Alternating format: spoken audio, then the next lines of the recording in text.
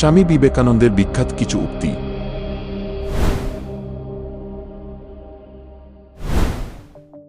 ইচ্ছাশক্তি জগৎকে পরিচালনা করে থাকে।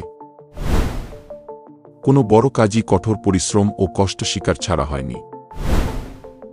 যদি সত্যিই মন থেকে কিছু করতে চাও তাহলে পথ পাবে, আর যদি না চাও তাহলে অজুহাত পাবে।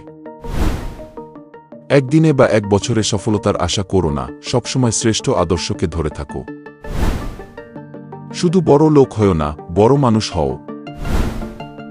এমন কাজ করে চলো যে তুমি হাসতে হাসতে মরবে, আর জগৎ তোমার জন্য কাঁদবে।